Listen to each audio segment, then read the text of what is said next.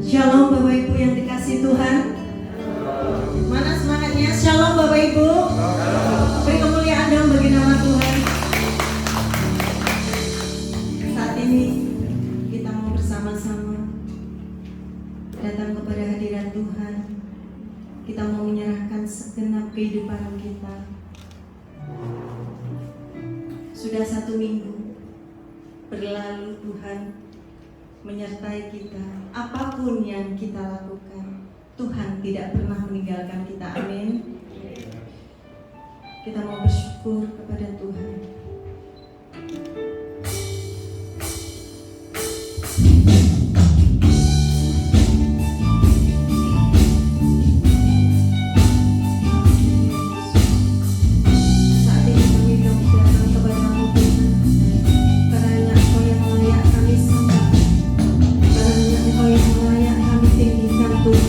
Tidak ada nama lain selain Engkau, Yesus.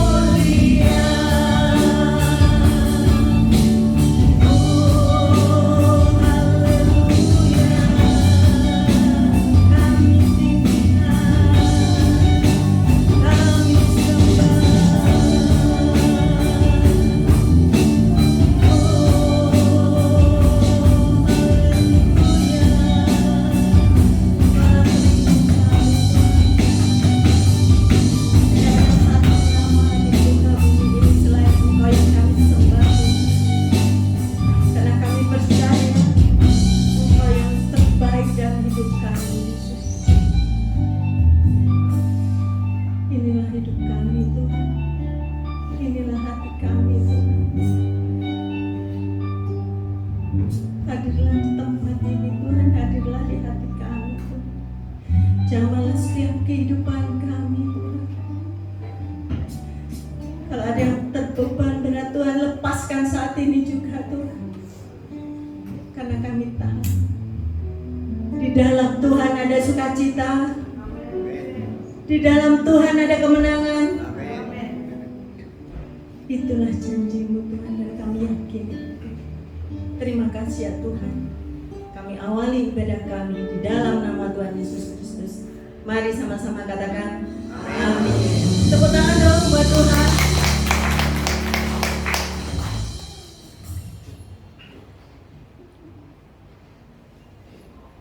Kita mau bersyukur. Kalau di penghujung tahun, tak terasa saat ini sudah Desember, awal minggu. Tapi Tuhan ya tidak pernah meninggalkan kita. Amin, Bapak Ibu. Ya.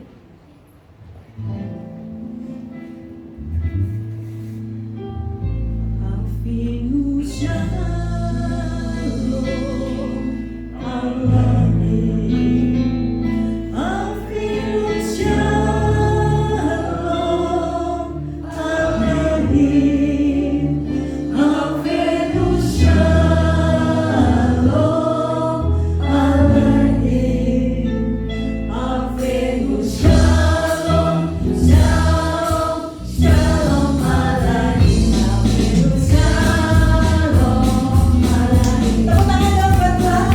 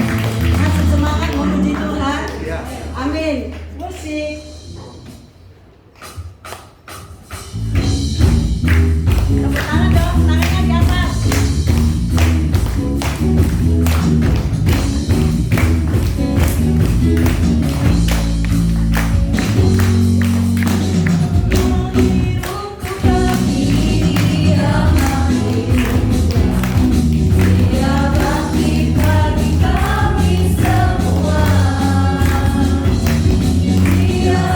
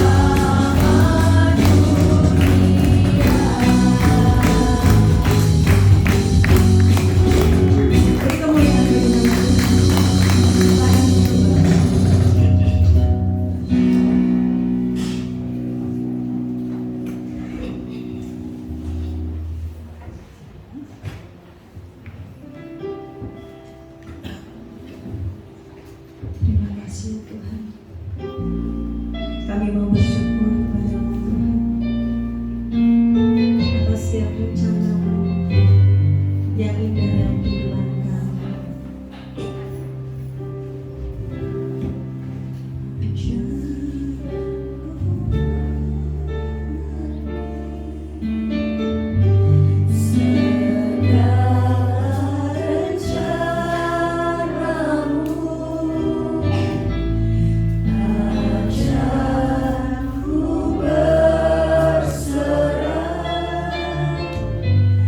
Hanya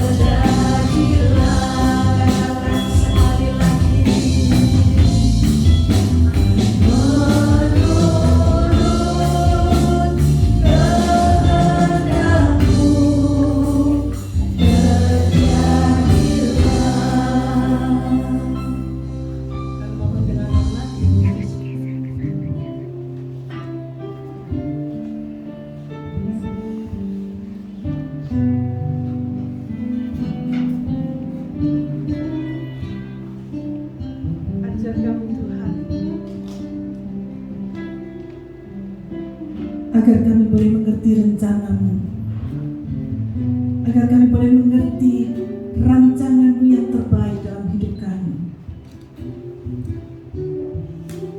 Banyak hal yang tidak kami pahami di dunia ini, tetapi kami percaya di dalam tangan-Mu lah kehidupan kami berada.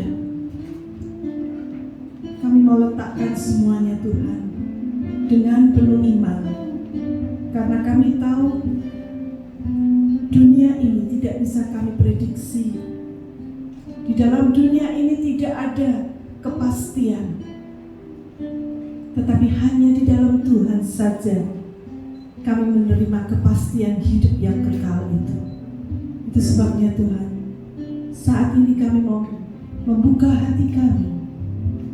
Engkau mau berfirman kepada kami, sehingga kami boleh mengerti rancangan Tuhan yang terindah.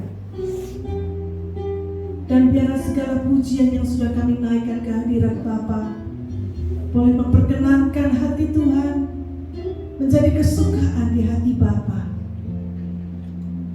Dan sebentar Tuhan, Engkau berfirman kepada kami, sehingga setiap kami yang datang dengan penuh kerinduan boleh pulang dengan dipuaskan secara rohani. Kami mendapatkan makanan bagi jiwa kami. Dan anak-anak sekolah minggu yang akan beribadah kepada Tuhan, kiranya Tuhan juga akan membukakan hati mereka, sehingga mereka juga boleh mengerti kebenaran firman-Mu, dan mereka boleh dididik pada jalan-jalan-Mu yang benar. Kami menyerahkan waktu ini dalam pimpinan Tuhan saja. Urapi hamba-hamba-Mu yang akan bertugas menyampaikan kebenaran firman-Mu. Engkau mau urapi, sehingga setiap firman yang keluar dari lidah muliknya benar-benar merupakan isi hati Tuhan saja.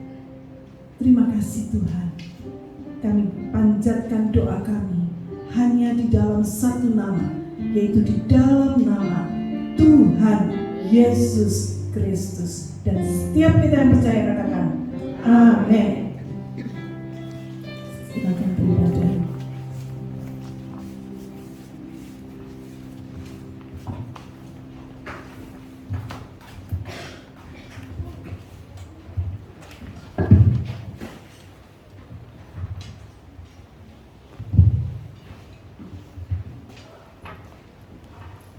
Shalom. Saya kok suaranya kelihatannya mungkin karena hujan terus turun jadi sehingga agak dingin. Shalom. Puji nama Tuhan. Terpujilah nama Tuhan. Kalau pagi hari ini kita boleh banyak memuji, memuliakan nama Tuhan. Kita banyak menyembah kepada Tuhan dan kita mulai menghayati. Karena hari ini adalah hari pertama, minggu pertama masa Adventus. Apa maksudnya minggu Adventus? Minggu Adventus adalah menurut penanggalan gereja saat-saat di mana orang-orang mulai merenungkan dengan dalam. Orang mulai melihat apa yang harus saya persiapkan, apa yang harus saya kerjakan ketika saya harus menanti kedatangan Tuhan. Karena masa Adventus adalah masa di antara masa sebelum kelahiran dan masa penantian menuju kepada kelahiran. Tapi untuk saat ini, masa Adventus adalah masa persiapan untuk kita merenungkan dengan dalam bagaimanakah persiapan kita antara kedatangan Kristus yang lampau sampai kedatangan Kristus yang kedua kali. Nah, saudaraku sekalian, dalam masa penantian seperti ini pertanyaannya, adakah saudara sudah mempersiapkan diri untuk menyambut Kristus yang akan datang pada kali yang kedua? Kalau pada waktu Alkitab ditulis, peristiwa itu dicatat bagaimana orang menantikan sebelum Yesus datang, sebelum Yesus lahir di kandang Bethlehem. Tetapi untuk kita sekarang adalah kita dari kelahiran Kristus, kita menanti kapankah Kristus datang. datang untuk kali yang kedua. Tetapi ada satu peristiwa yang sama, ternyata persiapan menuju ke sana antara 2000 tahun yang lampau dan saat ini ternyata tetap sama. Apa itu? Mari kita akan baca Alkitab kita lebih dulu. Kita buka Alkitab kita di dalam Injil Lukas pasal yang kedua. Injil Lukas pasal yang kedua, kita akan membaca ayat yang pertama sampai ayat yang ketujuh. Lukas pasal yang kedua, ayat yang pertama sampai dengan ayat yang ketujuh. Kalau sudah melihat di sana, kita akan membacanya secara bergantian. Tolong sehingga ada yang memakai mic untuk membacakan. Ayat yang ganjil akan dibacakan oleh para bapak, dan ayat yang genap dibacakan oleh para ibu atau kaum wanita. Nanti ayat yang ketujuh kita baca bersama-sama. Ya, kita baca bersama-sama. Ayat yang pertama ganjil, bapak-bapak. Mari, Lukas pasal 2 ayat 1 sampai ayat yang ketujuh. Pada waktu itu, Kaisar Agustus mengeluarkan suatu perintah menyuruh mendaftarkan semua orang di seluruh dunia. Inilah pendaftaran yang pertama kali diadakan sewaktu Kirenius menjadi wali negeri di Syria. Maka pergilah semua orang mendaftarkan diri masing-masing di kotanya sendiri.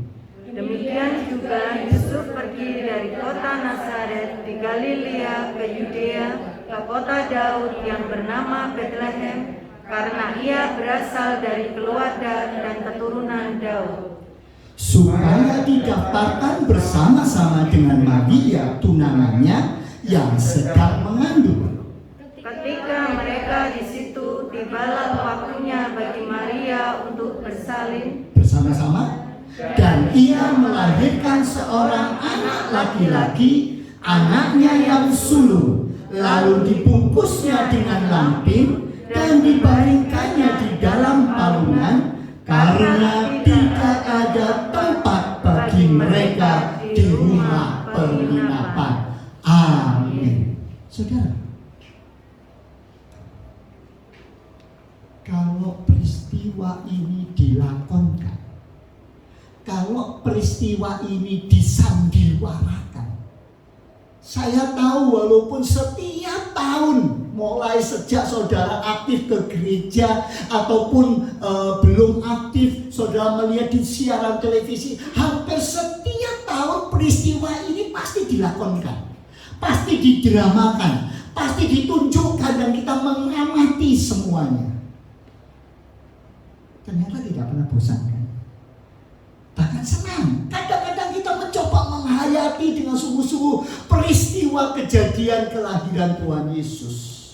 Tapi pertanyaannya sekali lagi ada pada ayat yang ketujuh. Ternyata dia melahirkan seorang anak laki-laki, itu Yesus. Itulah Mesias yang ditunggu-tunggu. Dan ketika dia melahirkan seorang anak laki-laki, yaitu anaknya yang sulung, lalu setelah lahir dibungkusnya dengan lampin. Sudah tahu lampin? Istilah lampin di sini itu adalah bagian dari kain yang keras dan sudah robek-robek. Kalau kain baju yang baru itu lemes, ya kan? Tapi lama-lama kenapa kok mudah sobek?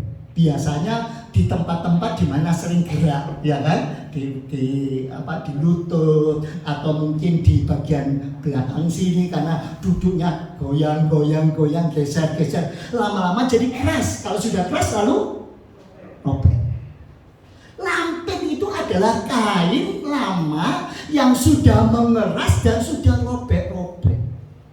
Ternyata Yesus lahir dibungkus dengan kain compang-camping yang seperti itu. Layakkah? Saya yakin di antara saudara, seminim-minimnya saudara, sesusah-susahnya saudara, kalau punya melahirkan putra, apalagi tanpa ditolong siapa-siapa, masa mau dibungkus dengan kain lampin? Tapi itu peristiwa yang terjadi.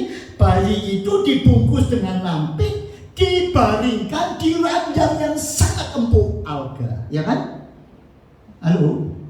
Loh, apakah dia dibaringkan di ranjang yang empuk, yang dibuat dari lateks yang bagus? Dibaringkan di palungan. Palungan itu adalah tempat memberi makan untuk binatang. Kasurnya apa? Jerami. Kalau saudara saya tanya, mendengar dan melihat kisah seperti ini, kira-kira hati saudara terenyuh nggak? Halo? Terenyuh nggak? Pasti terenyuh. Aduh, ya, walaupun mungkin bukan kita yang mengalami, kita melihat ada tetangga atau siapapun sebelum terenyuh sekali, betul kan? Tetapi pertanyaannya, kenapa semua itu terjadi? Semua itu terjadi karena tidak ada tempat bagi mereka di rumah penginapan. Bukan cuma di rumah sakit, bukan cuma di poliklinik, bukan di puskesmas, bukan di BPM, tetapi di rumah penginapan pun tidak ada. Pertanyaannya, kenapa seperti itu terjadi? Mungkin saudara mengatakan, oh itu pada zamannya Tuhan Yesus itu. Coba saya sekarang ada di zaman Tuhan Yesus. Saya mau tanya, siapa yang mau menampung dia di rumahnya, di rumah saudara? Siapa yang mau menampung Tuhan Yesus? Maria dan Yusuf masuk ke rumah saudara untuk melahirkan Tuhan Yesus. Siapa yang mau menampung? Tunjuk tangan. Oh, tidak ada yang mau? Tidak ada yang mau? Wah, ternyata tidak ada tempat bagi Yesus berlaku sampai saat ini, saudara. Loh, saudara, saya nggak berani loh terima. Bayangkan. Pertanyaannya sekarang saat ini ketika kita memasuki masa Adventus, masih adakah tempat bagi Yesus di dalam hati kita masing-masing? Buat apa kita menjadi anak Tuhan? Buat apa kita berbakti? Mengapa kita harus melakukan banyak hal kalau Yesus sendiri tidak ada di dalam kehidupan kita? Bagaikan peristiwa yang terjadi, Yesus datang, tidak ada tempat bagi dia. Untuk merenungkan ini, mari pagi hari ini saya mengajak saudara betul-betul memikirkan, kenapa sih ini terjadi? Kenapa ya kok bisa sampai tidak ada tempat bagi Tuhan Yesus? Padahal kalau kita lihat kisahnya, ini kisahnya luar biasa loh saudara. Yusuf dan Maria pergi ke Bethlehem gara-gara apa? Halo, gara-gara apa? Disuruh sensus. Setiap orang harus kembali ke wilayah aslinya. Seperti saya, kebetulan saya dilahirkan di Surabaya. Jadi kalau kena sensus ini saya harus pulang ke Surabaya. Saudara yang berasal dari New York, ya walaupun sekarang di Indonesia, lahirnya di New York, ya harus kembali ke Amerika sana. Dan kalau sudah perhatikan di sini dengan baik kisahnya, ternyata Yusuf dan Maria aslinya dari mana? Apakah dia tinggalnya di kota Bethlehem? Halo?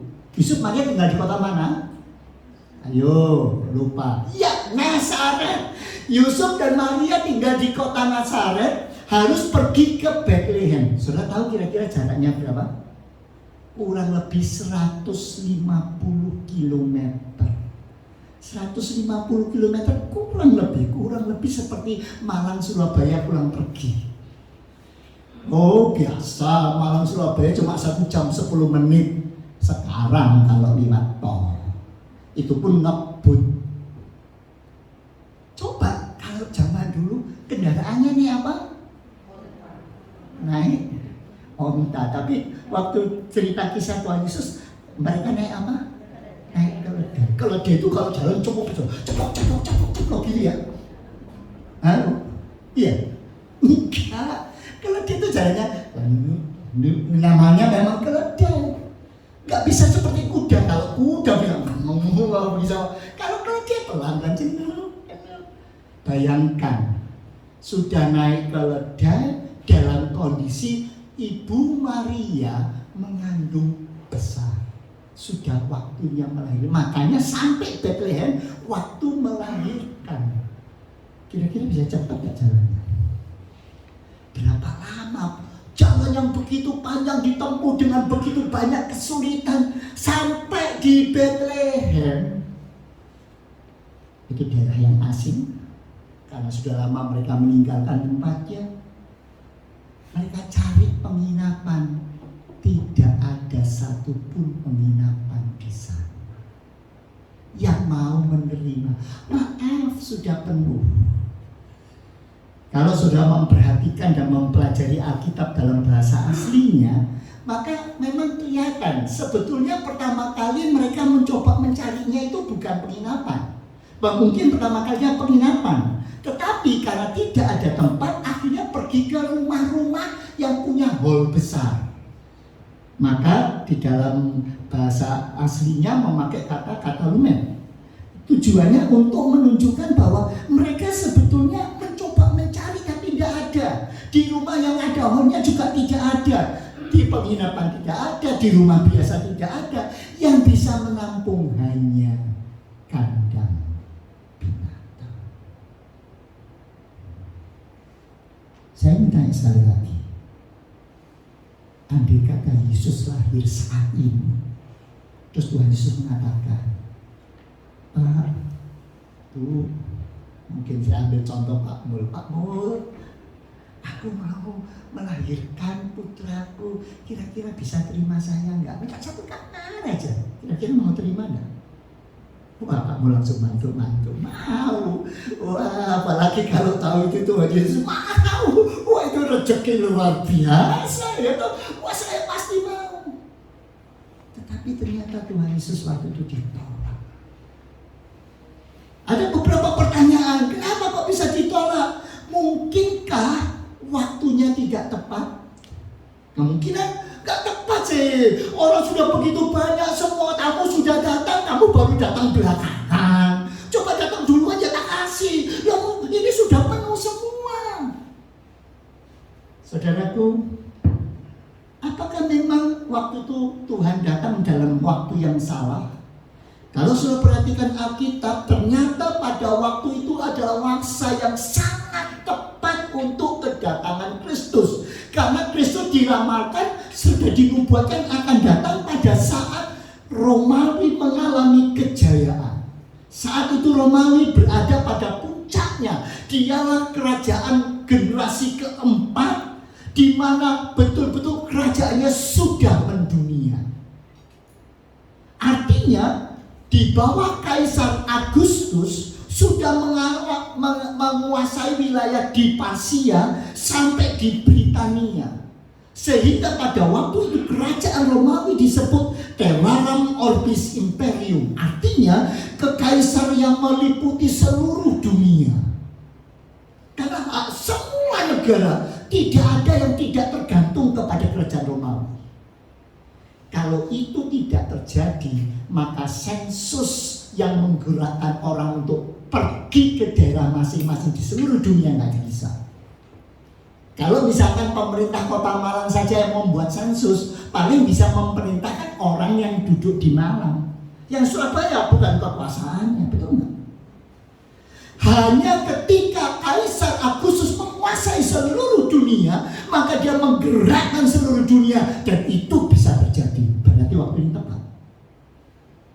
Yang kedua, bukan hanya itu. Kalau sudah perhatikan, Yudea didaftarkan, dan disitulah sebabnya mengapa Yudea akhirnya semua orang harus turun bergerak. Artinya, semua orang pada waktu itu walaupun mengalami kejayaan, tetapi orang Israel tetap dalam kondisi tertindas.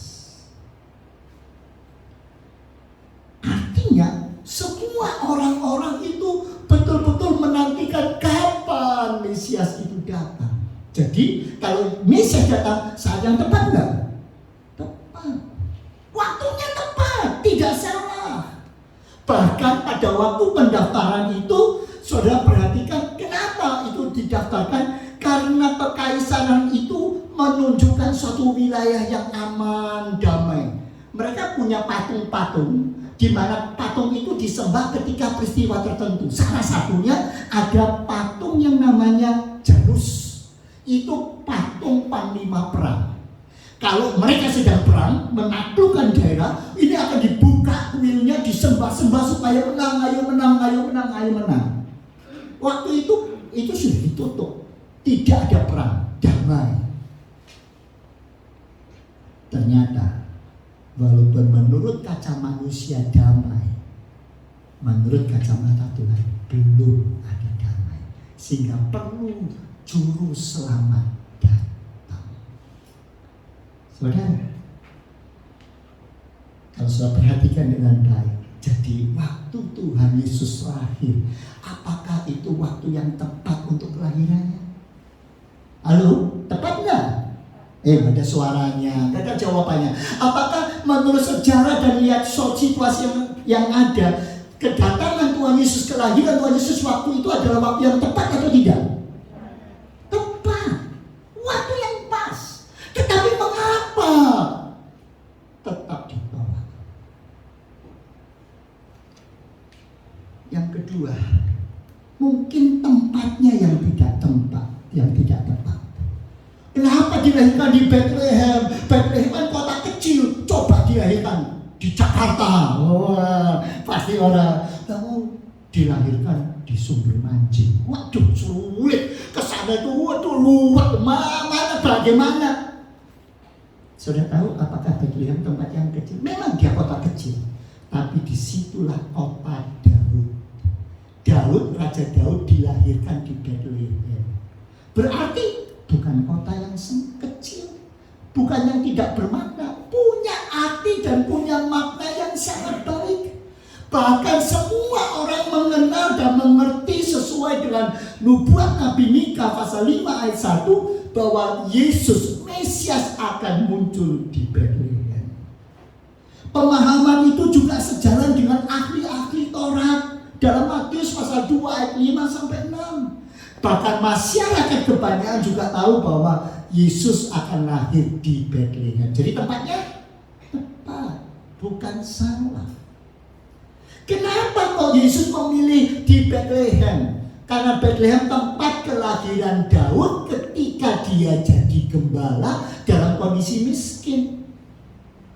Kalau Sion itu juga kota Daud, tapi tempat pemerintah, punya kekuasaan, punya kekuatan. Tuhan tidak memilih Sion, tapi Tuhan memilih Bethlehem. Untuk apa? Sekali lagi ingin menunjukkan bagaimana Allah yang maha tinggi, Allah yang punya segala-galanya, yang maha kuasa, rela merendahkan diri, rela berkorban, tinggalkan surga, tinggalkan kedudukannya, tinggalkan kemuliaannya untuk mau menjadi yang sangat rendah di kota yang sangat kecil, dengan kemiskinannya, dengan segala keadaan dia tetap katakan aku rela. Demi apa? Menebus saudara dan menebus saya.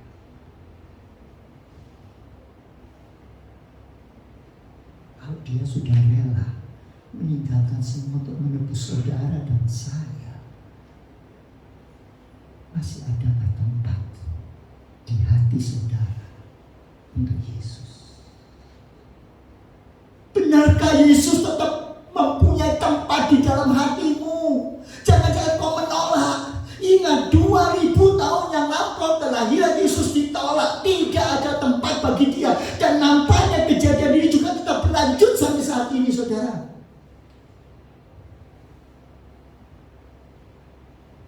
Saya teringat kisah yang saya dengar dari seorang hamba Tuhan yang sangat saya senangi kalau membawakan firman Tuhan, itu luar biasa.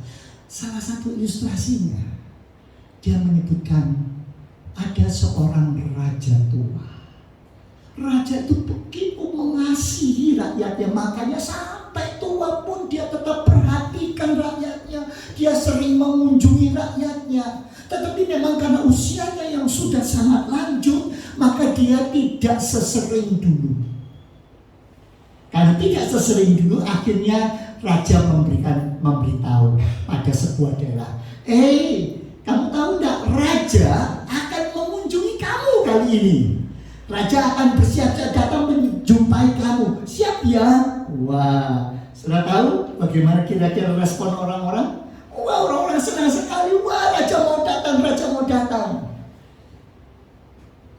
Apa yang dikerjakan? Ketika mereka tahu bahwa raja akan datang, mereka persiapkan semua. Jalan-jalan dibersihkan. Loh, ini raja mau datang. Jalan-jalan dibersihkan semua. Pagar-pagar dicat dengan bagus, diberi warna yang bagus. Rumah-rumah halamannya semua, pintu-pintu semua dibetulkan dengan baik supaya layak.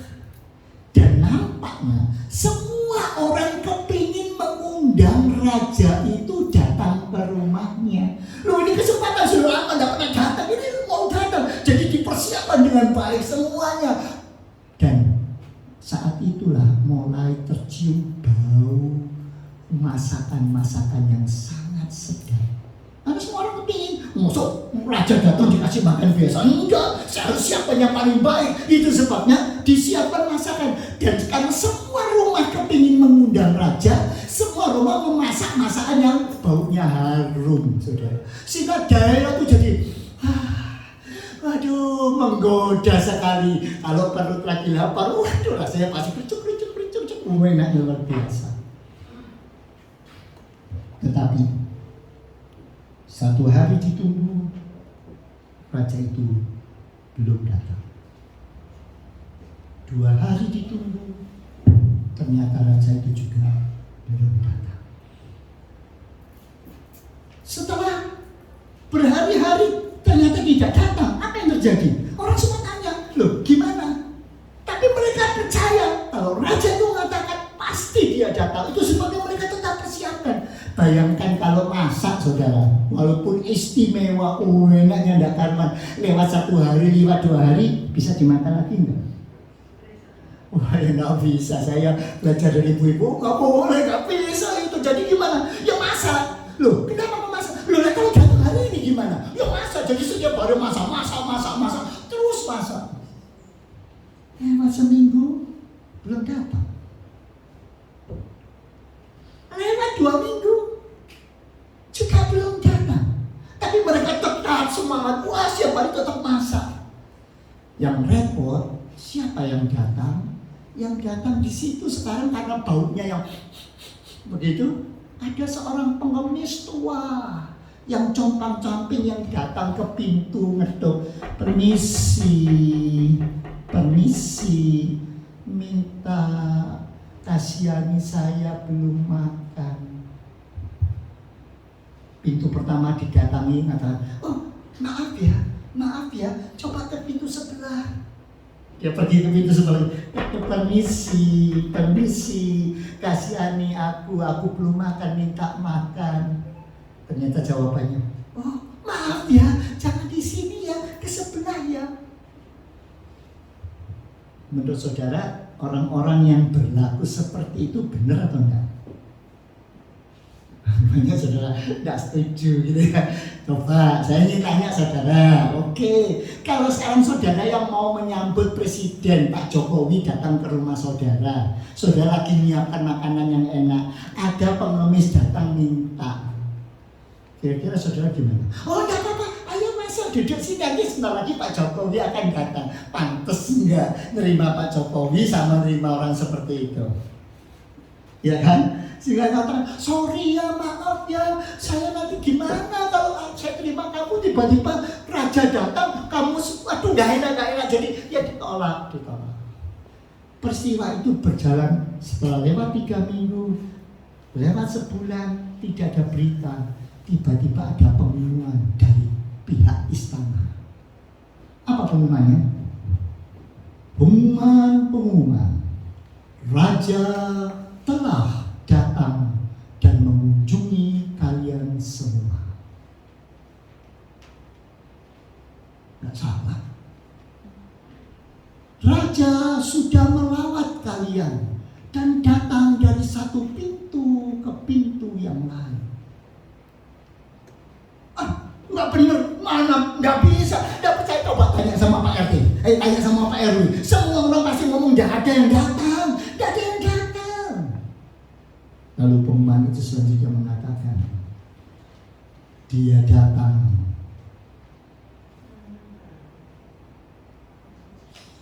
dalam kondisi dan keadaan seorang pengemis tua yang mengetuk dari satu pintu ke pintu yang lain. Hah? Loh, kalau pengemis tua itu ada, itu memang ada. Kami tahu, kami juga sempat nolak. Loh, mana mungkin raja datang dalam kondisi seperti itu? Tidak mungkin toh. Kalau dia datang dalam kondisi seperti itu, bukan salah kami toh kalau kami tidak bisa menerima dia. Saudara, bukankah gambaran seperti ini yang saat ini sering terjadi? Benarkah ada tempat bagi Yesus di dalam hati saudara? Benarkah kasih-Mu nyata bagi banyak orang? Benarkah saudara betul membuka hatimu untuk betul-betul bisa melayani orang lain? Bukankah seringkali kita melihat dia tidak pantas, dia tidak layak, dia itu kan bajingan, dia itu kan orang yang suka nipu, dia itu kan moralnya bejat. Itu, seperti itu kok jadi pemimpin, seperti itu kok jadi pelayan, seperti itu kok jadi orang yang pura-pura mau melayani Tuhan. Apa yang Tuhan katakan? Tuhan katakan, sebab pada waktu aku lapar, kalian memberi aku makan. Pada saat aku haus, engkau memberi aku minum. Ketika aku seorang asing, engkau menerima aku di rumahmu. Engkau memberi aku tumpangan. Ketika aku telanjang, aku tidak berpakaian, kalian memberi aku pakaian. Pada waktu aku sakit, kamu melawat dan merawat aku. Saudara, seringkali kita tidak sadar bahwa memberi tempat bagi Yesus dalam hidup kita bukan berarti hanya kalau sosoknya luar biasa, ini pejabat, ini orang hebat, ini orang yang punya kedudukan, jadi saya mau melayani, saya mau memberikan, saya mau membantu. Tuhan mengatakan, segala sesuatu yang kamu lakukan untuk salah seorang dari saudaraku yang paling hina ini, kamu telah melakukannya untuk aku.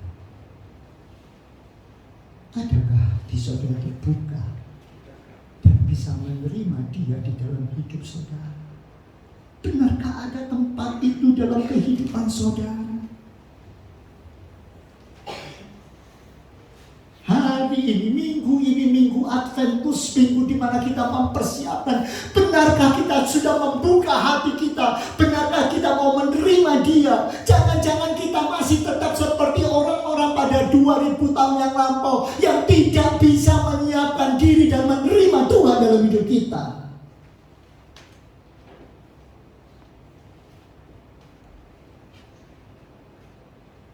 Saya ingin menutup dengan sebuah kisah yang juga diceritakan oleh hamba Tuhan itu. Ada dua kakak beradik yang karena situasi dan kondisi ditinggalkan oleh orang tuanya, mereka harus hidup terlunta-lunta.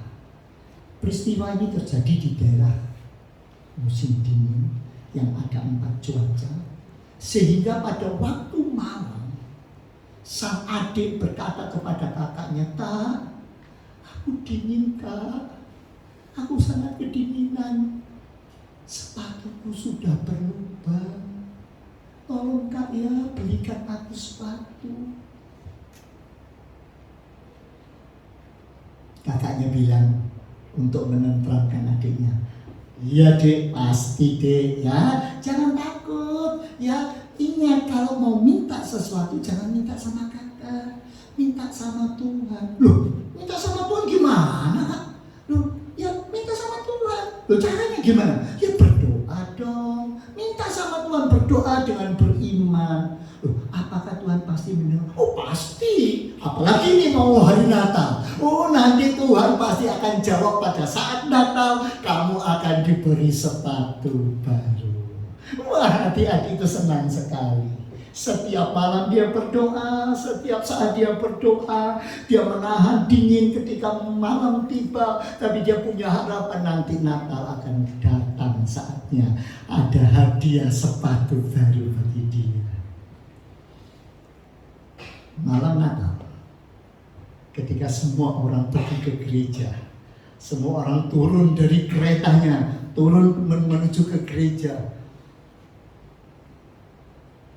Dua kakak beradik ini berada di depan pintu gereja, bukan di dalam muka pintu tapi di depan halaman. Ketika mereka mendengar bagaimana musik melantun, puji-pujian naik ke hadapan Tuhan. Waduh, dua kakak beradik senang sekali. Ini nanti setelah selesai aku dapat sepatu baru. Selesai ibadah, semua orang gegap gembira, bertepuk tangan, memberi salam satu sama yang lain. Semua saling memberikan selamat yang sangat antusias. Kemudian mereka mulai pulang. Ketika mereka pulang sampai di depan, dua anak ini meminta, kasihani aku, bantulah saya. Tapi tahukah saudara, tidak ada satu orang pun yang tergerak hatinya menolong. Sampai seakhir setelah semua pulang, jemaat semua sudah pulang, pastor gereja, penjaga gereja akhirnya membawa gembok yang besar, menutup pintu gereja dan menggemboknya. Sampai akhirnya kakak beradik ini merasa, ya sudah, mau diapakan? Mereka kembali ke tempat biasa berteduh di bawah jembatan yang dingin, kemudian saling merangkul untuk menghangatkan tubuh. Ketika sang adik mulai tidur, mulai mau terteduh, kakaknya sudah khawatir, jangan sampai adik ini tanya. Ada satu pertanyaan yang sangat-sangat sulit akan saya jawab. Ternyata tiba-tiba adik itu bangun dengan, "Kak, iya Dek, mana Kak sepatunya yang katanya Tuhan mau memberi?" Sang kakak diam, gak bisa menjawab apa-apa. Akhirnya dia menjawab, "Iya Dek, Tuhan itu sebetulnya sudah datang dan sudah memberikan sepatu itu untuk kamu." Masa? Nah kalau sudah datang, sudah memberikan sepatu untuk saya, mana sekarang kok belum saya terima? Lalu kakaknya mengatakan, "Iya, sepatu itu sudah Tuhan titipkan pada seseorang, tetapi orang itu belum datang-datang juga. Sudah dititipkan oleh orang itu, tapi dia belum datang. Sabar ya." Saudara, siapakah orang yang dititipi oleh Tuhan untuk memberikan sepatu itu? Maka kita sadar orang itu adalah saudara dan saya. Seringkali kita menutup mata, menutup hati. Kita mengatakan bahwa melayani Tuhan itu hanya hal yang besar, hal yang spektakuler. Lupa bahwa pada hal-hal kecil, bagaimana kita memperlakukan pembantu di rumah, bagaimana kita memperlakukan pengemudi, Bagaimana kita memperlakukan orang-orang yang kita pandang rendah, bahwa itu sama dengan kita melayani Dia yang luar biasa. Adakah hati kita terbuka? Maukah saudara berdoa, Tuhan, bantu kiranya aku untuk hari ini aku boleh berjumpa yang kepadanya saya bisa memberikan apa yang Tuhan sudah titipkan dalam hidup saya. Pernahkah saudara sadar? Pernahkah saudara menyadari bahwa di dalam dompet kita, di antara lembaran uang-uang yang ada di dompet kita, itu ada titipan Tuhan yang seharusnya saudara berikan kepada orang-orang yang membutuhkannya?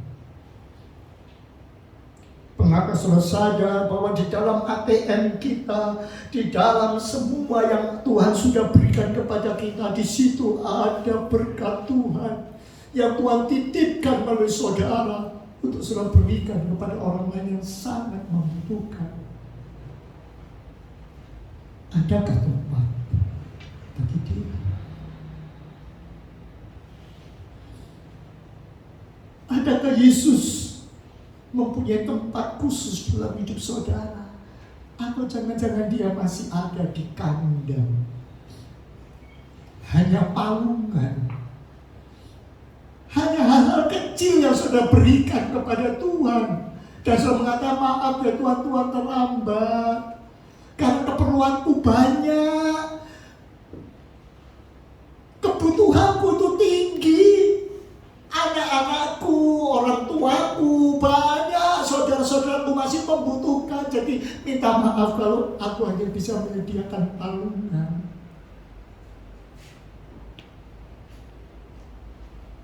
Mari saat ini ketika kita memasuki minggu Advent, kita katakan, Tuhan bantu kiranya aku, agar benar-benar ada tempat yang baik yang ada dalam hidupku, dalam pikiranku, dalam perkataanku, sehingga aku boleh menjaga mulutku, tidak hanya sekedar mengeluarkan kata-kata yang bisa menyakiti orang, membuat orang menderita, membuat orang tidak melihat kasih Kristus, membuat orang akhirnya hanya terpuruk saja. Biarlah Engkau menempati pikiranku, sehingga aku tidak selalu punya pikiran yang jelek tentang orang lain, sehingga orang lain seolah-olah dipinggirkan, dipojokkan, dan seolah dia tidak mempunyai tempat. Bahkan bagi seorang penjahat, penyamun, seolah-olah tidak ada lagi kesempatan untuk berubah dan bertobat. Sekali menjadi cap, itu seolah menjadi cap dalam hidupnya, dan kita tidak bisa menerima hanya karena melihat tampilan depan, kita melihat cerita masa lampau dan sebagainya. Bisakah kita membuka hati dan menerima mereka, sehingga Kristus boleh lahir, kasihnya nyata dalam kehidupan kita? Ingat saudara, pagi hari ini ada perjamuan kudus di hadapan kita yang melambangkan bagaimana dia berkorban untuk kita. Dia mau tinggalkan surga, masuk ke dalam dunia untuk apa? Untuk menebus kita, membebaskan kita menjadi anaknya, kita waris kerajaan surga. Maukah kita kata Tuhan, aku mau membuka hatiku dan memberi tempat yang paling indah bagi Engkau. Sementara musik akan tampil ke depan, mari kita akan menyanyikan pujian. Tuhan, aku mau memberikan tempat dalam kehidupan ini yang terbaik. Adakah tempat di hatimu untuk mereka yang terluka? Mereka terluka dan mereka membutuhkan bantuan, uluran tangan saudara. Jangan terus tambah disisa, jangan hanya terus tambah dipojokkan, jangan terus disalahkan. Mereka pada mengharapkan uluran tanganmu. Sudikah kau menerima mereka? Adakah waktu di hidupmu untuk melayani Tuhan, menolong sesama yang menderita, yang tidak pernah kenal kasih sayang? Bisakah saudara membagikan kasih sayang itu kepada mereka?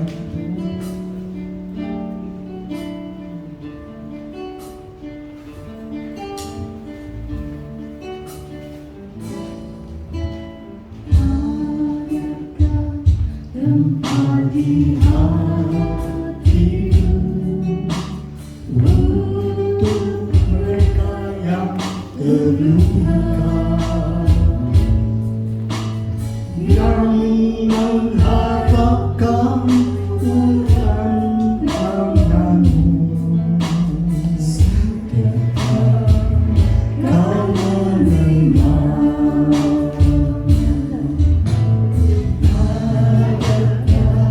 Waktu hidupmu untuk melayani Tuhan, menolong sesama yang menderita, kasih sayang.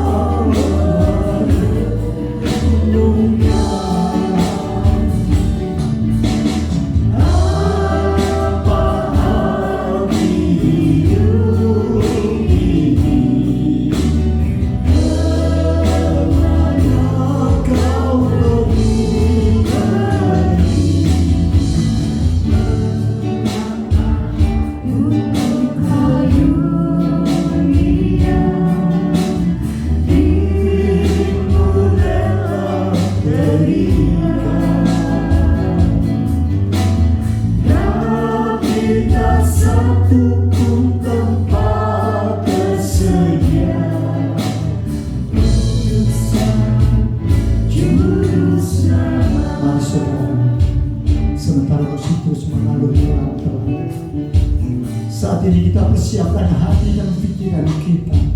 Benarkah kita bisa memberikan tempat yang terindah untuk Dia? Sudahkah ada tempat yang kita siapkan agar Dia boleh ada dalam kehidupan ini?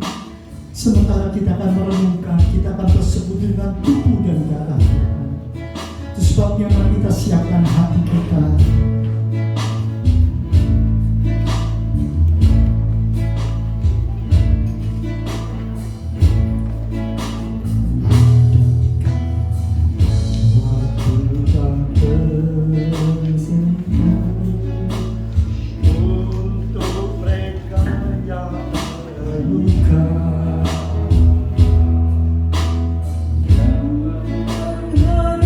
Uluran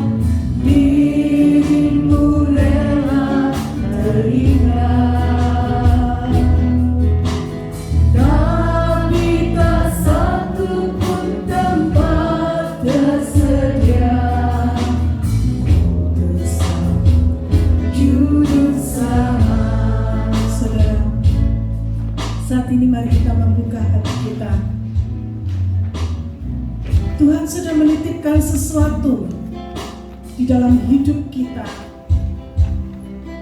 yang mungkin tidak kita sadari, dan kita hanya memakai untuk kepentingan diri kita sendiri. Sedangkan ada banyak orang di luar sana yang menantikan kapan titipan Tuhan itu disampaikan kepada mereka.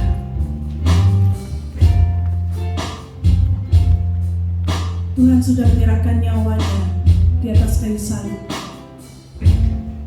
Dan kalau hari ini kita bisa menikmati bukti pengorbanan Kristus melalui tubuh dan darahnya yang akan dibagikan kepada saudara sebagai bukti kasihnya kepada kita, apakah saat ini kita juga mau memberikan kasih itu kepada saudara-saudara kita yang menderita?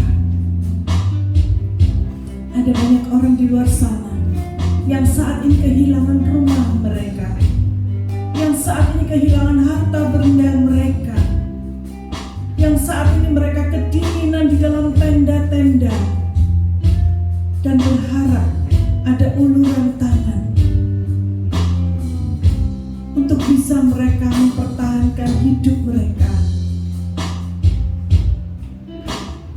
Firman Tuhan hari ini mengingatkan kita agar kita mau berbagi kasih dengan mereka-mereka yang membutuhkan, karena mereka adalah umat ciptaan Tuhan sama seperti kita. Mari saudara, renungkan setiap firman yang sudah kita dengarkan, dan siapkan hati kita kalau sebentar kita akan bersatu dan mengambil bagian dalam meja perjamuan Tuhan. Saya mengundang petugas untuk bisa maju ke depan, mempersiapkan dan membagikan kepada jemaat. Mari kita merendahkan hati kita. Kita sampaikan permohonan kita di hadapan Tuhan, agar Dia yang melayakkan kita untuk ambil bagian dalam perjamuan kudus pada hari ini. Jemaat Tuhan, sebagai orang percaya, pada hari ini kita diundang untuk berpesta di dalam meja perjamuan Tuhan. Silakan ambil dan saudara bisa renungkan kata-kata yang ada di dalam hostia yang saudara dapatkan itu. Dan biarlah Tuhan berbicara secara khusus di dalam hati saudara.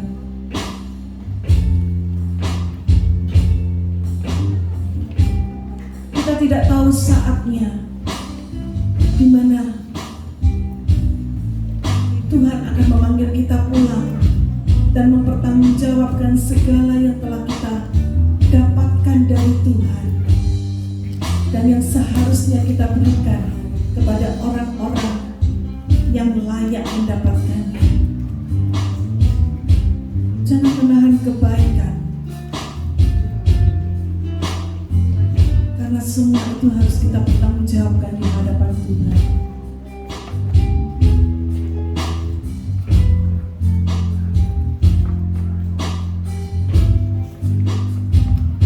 Saya mendapatkan sebuah ayat di dalam Mazmur 23 ayat 1. Tuhan adalah gembalaku, takkan kekurangan aku.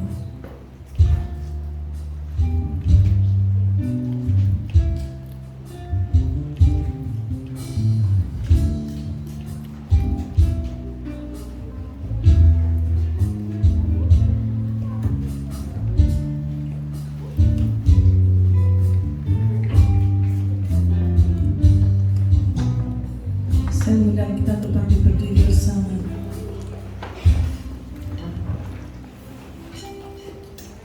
Silakan saudara angkat hosti ini di tangan kanan saudara. Dan bila saudara menyetujui pertanyaan berikut ini, aminkan dengan penuh iman.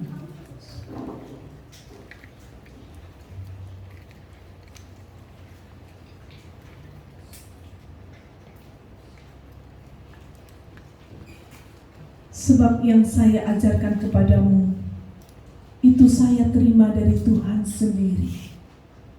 Bahwa pada malam itu ketika Yesus Tuhan kita dikhianati, Ia mengambil roti, dan setelah Ia mengucapkan terima kasih kepada Allah atas roti itu, Ia membelah-belah roti itu dengan tangannya, lalu berkata, inilah tubuhku yang diserahkan untuk kalian.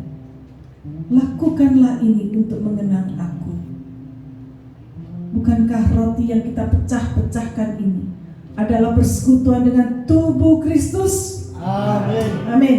Mari kita makan bersama dalam iman, dalam nama Tuhan Yesus Kristus.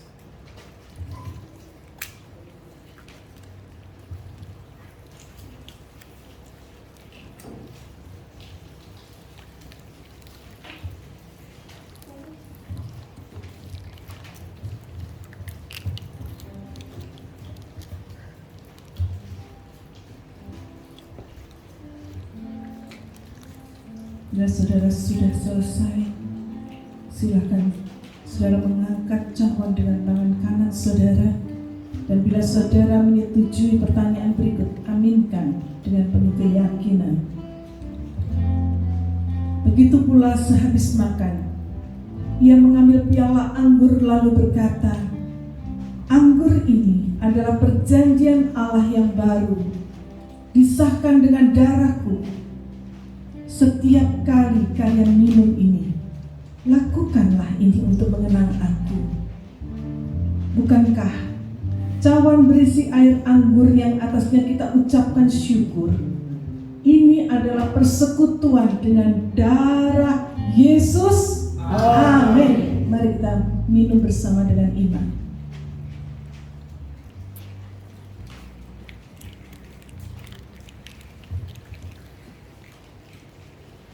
Mari kita angkat kedua tangan kita di hadapan Tuhan sebagai ungkapan rasa syukur kita untuk kasih dan pengorbanannya. Sungguh Tuhan, Engkau adalah gembala yang baik.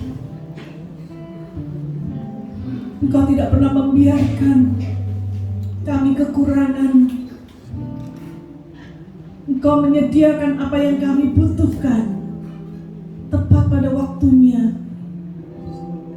Karena bagi Tuhan tidak ada hal yang terlalu sulit.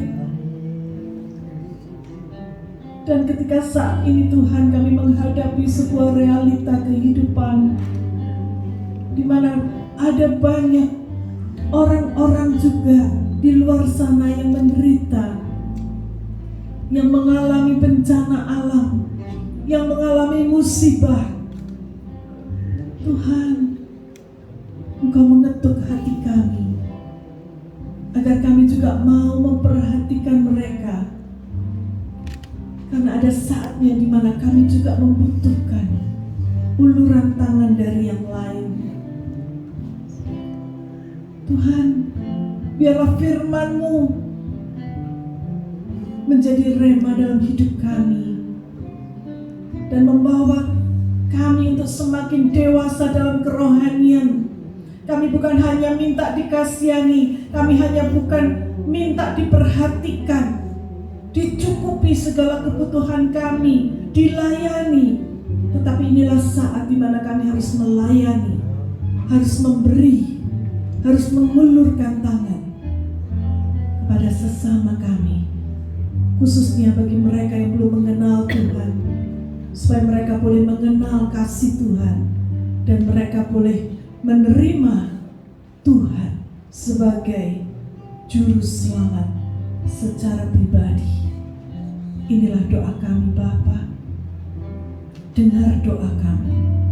Dan semuanya kami panjatkan hanya di dalam nama Tuhan Yesus Kristus, Juru Selamat dan Gembala kami yang agung. Amin. Silakan duduk saudara. Selanjutnya saya kembalikan kepada pemimpin acara.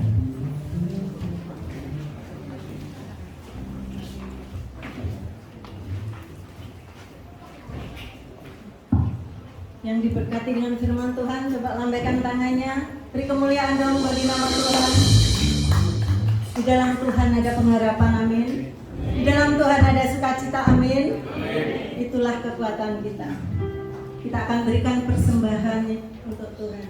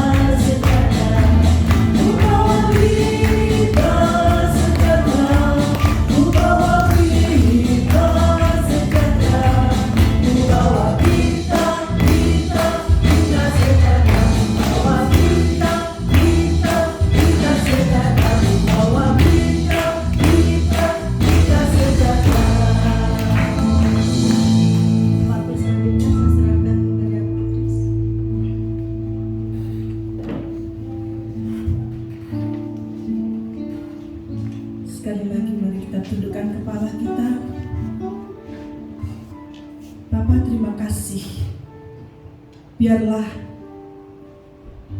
kami boleh menjadi pembawa berita sejahtera kepada orang-orang di sekitar kami. Dan setiap persembahan yang telah terulur, yang telah kami berikan, biarlah ini boleh berguna bagi pelayanan pekerjaan Tuhan, sehingga kerajaan Allah, berita damai sejahtera boleh disampaikan ke seluruh dunia. Jadikan kami pembawa damai dan menjadi saluran berkat bagi orang-orang yang kurang beruntung, bagi gereja-gereja Tuhan, bagi hamba-hamba Tuhan, bagi setiap orang yang membutuhkan. Karena Tuhan sudah menjanjikan berkat berlipat kali ganda bagi orang yang setia, bagi orang yang mau taat pada perintah Tuhan. Terimalah setiap persembahan kami menjadi bau dupa yang harum di hadapan Bapa. Mari saudara, kita angkat kedua tangan kita. Kiranya berkat damai sejahtera dari Allah Bapa Surgawi menyertai engkau. Kiranya wajahnya menyinari engkau. Kemanapun engkau pergi, engkau akan menjadi berkat. Engkau akan diberkati dan nama Tuhan dipermuliakan melalui hidupmu. Terimalah kasih karunia dari Tuhan Yesus, Juru Selamat yang agung,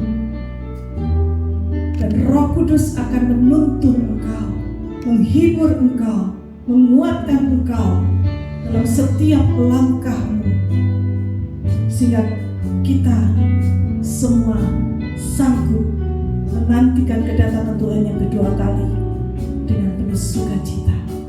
Terimalah berkat Tuhan di dalam nama Tuhan Yesus Kristus. Amin. Sebab Tuhan melindungi engkau. Sebab Tuhan melindungi, Tuhan menyinari dengan wajah-Nya, memberi kasih karunia, damai sejahtera. Tuhan Yesus berkati, memberi damai, memberi kasih karunia, damai sejahtera. Tuhan Yesus berkati. Mari kita bersatu di sejenak di hadapan Bapa. Berterima kasihlah untuk kehidupan yang Tuhan